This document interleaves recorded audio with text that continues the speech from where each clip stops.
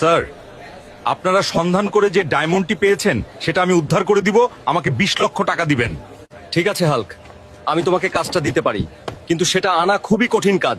তোমাকে নিজের জীবনের ঝুঁকি নিয়ে করতে হবে। স্যার, আমি আমার বাবার জন্য সবকিছু করতে রাজি। আমার বাবা অনেক বিপদে আছে।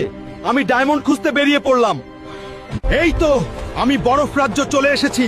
এবার রাজ্যের রাজাকে গিয়ে বলবো ডায়মন্ডটা দিয়ে দিতে, না হলে জোর করে নিয়ে আসবো। মহারাজ, আপনার রাজ্যে একটা ডায়মন্ডের সন্ধান পাওয়া গেছে। সেটি আমাকে দিয়ে দিন, আমি নিয়ে যাব। কি তোমার এত বড় সাহস? তুমি মানুষ হয়ে আমার রাজ্যে এসেছো ডায়মন্ড নিতে? সেনাপতি কোথায়? একে জেলখানা আটক করো। আপনি আর আপনার সেনাপতি আমার কিচ্ছু করতে পারবে না। আমি সবকিছু ভেঙে হলেও ডায়মন্ড নিয়ে যাব।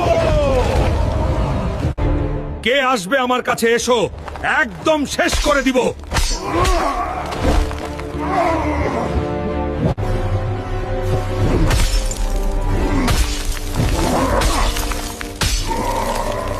কিন্তু ডায়মন্ড কোথায় লুকিয়ে রেখেছে এটা কিভাবে খুঁজে পাবো? সামনে, ভিতরে গিয়ে দেখি। কিরে, তুই এদিকে কোথায় যাচ্ছিস? এই ডায়মন্ডের গুহায় মহারাজ ছাড়া আর কেউ ঢুকতে পারে না।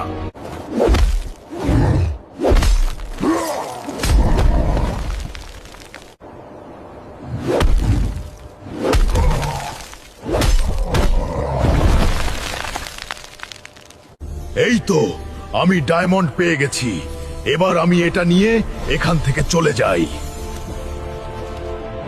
স্যার, আমি আপনাদের কথা মতো নিজের জীবন বাজি রেখে ডায়মন্ড নিয়ে এসেছি। এবার আমাকে 20 লক্ষ টাকা দিন। সত্যিই হাল্ক, তোমার কাজ প্রশংসনীয়। এই ব্যাগে 20 লক্ষ টাকা আছে, তুমি নিয়ে যাও। মহারাজ, এই ব্যাগে 1 লক্ষ টাকা আছে। এখন আপনি আমার বাবাকে ছেড়ে দিন, আর কখনো আমার বাবার গায়ে হাত দিবেন না। তুমি যদি তোমার বাবাকে সত্যিই মন থেকে ভালোবাসো তাহলে ভিডিওতে লাইক করে চ্যানেলটা সাবস্ক্রাইব